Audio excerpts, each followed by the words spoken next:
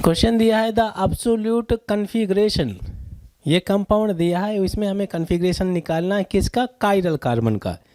तो क्या ये कायरल कार्बन होगा? नहीं, ये कायरल कार्बन है क्या? ऑफ कोर्स कायरल कार्बन है, ये तीनों डिफरेंट ग्रुप हो गए और ये पूरा पोर्शन डिफरेंट ग्रुप हो जाता है। सिमिलरली क्या ये कायरल कार्बन होगा? ऑफ कोर्स ये कायरल कार्बन होगा। तो जो कायरल कार्बन है उन्हीं का कन्फिग्रेशन निकाला जाता है, जो अकायरल होते हैं उनका, जो कायरल नहीं है उनका कन्फिग्रेशन कभी भी नहीं निकाला जाता है। ठीक है, अब देखिए, तो एक इस कार्बन का कन्फिग्रेशन मिलेगा, एक इस कार्बन का कन्फिग्रेशन मिलेगा। ठीक है, चलिए वर्क करते हैं। अब देखिए यहाँ पे अगर आप देखें तो सबसे पहले फर्स्ट एलिमेंट का एटॉमिक नंबर चेक करेंगे, जिसका एटॉमिक नंबर ज़्यादा होता है तो उसका प्रायोरिटी ज़्यादा होता है।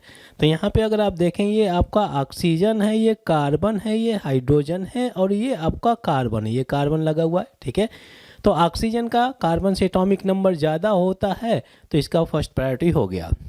हाइड्रोजन का सबसे लास्ट में होगा तो ये आपका फोर्थ प्रायोरिटी हो गया। ठीक है, फोर्थ प्रायोरिटी वाला हमेशा लिस्ट प्रायोरिटी और फर्स्ट वाला हाईएस्ट प्रायोरिटी। ये भी कार्बन है, ये भी कार्बन है। अब ध्यान देंगे, ये जो कार्बन है ऑक्सीजन से अटैच है, ये कार्बन हाइड्रोजन से अटैच है। ये कार्बन कार्बन सेम है, बट अब ये जब सेम हो जाते हैं तो नेक्स्ट एटम देखते हैं।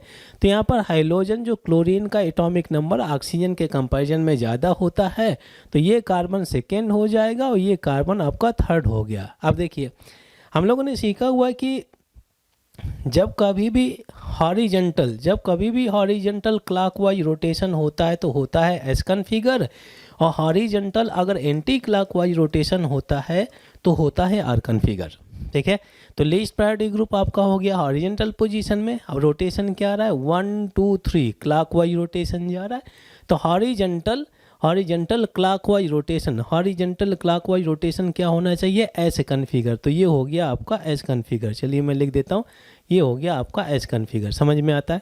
ठीक है, आगे बढ़ते हैं। इसके बाद में इस कायरल सेंटर का भी हम कन्फिग्रेशन निकाल लेते हैं। ये आपका 1 हो गया, ये कार्बन है और ये कार्बन है, ये आपका हाइड्रोजन 4 में चला जाएगा। अब यहाँ पे अगर आप देखें, ये कार्बन सेम है तो इनसे नेक्स्ट जो एटम अटैच है, ये कार्बन ऑक्सीजन से अटैच है, ये कार्बन केवल हाइड्रोजन से अटैच है। तो ये आपका 2 हो जाएगा, ये आपका 3 हो जाता है। हॉरिजेंटल लीस्ट प्रायोरिटी ग्रुप है। रोटेशन क्या आ रहा है आपका, 1 2 3, आपका ये 1 2 3 ऐसे आ रहा है एंटी क्लॉकवाइज। तो अगर हॉरिजेंटल एंटी क्लॉकवाइज होता है तो कन्फिग्रेशन क्या होना चाहिए, आर कन्फिगर हो गया। तो इस कार्बन का कन्फिग्रेशन क्या आ गया, आर। अब देखिए, नंबरिंग जो हम करते हैं तो टॉप टू बॉटम करेंगे तो ये फर्स्ट कार्बन है, ये सेकेंड कार्बन, तो सेकेंड कार्बन का कन्फिग्रेशन कितना आया, 2s। फिर इसके बाद में नेक्स्ट कार्बन, थर्ड कार्बन है, थर्ड कार्बन का कन्फिग्रेशन कितना आया, और आपका 3r हो गया। नीचे वाले का कन्फिग्रेशन होगा नहीं क्योंकि ये कायरल कार्बन नहीं है। ठीक है, तो आंसर क्या हो गया, 2s 3r। कहीं पर 2s 3r, ये आपका B option is the right answer. ये हो गया configuration, B option is the right answer.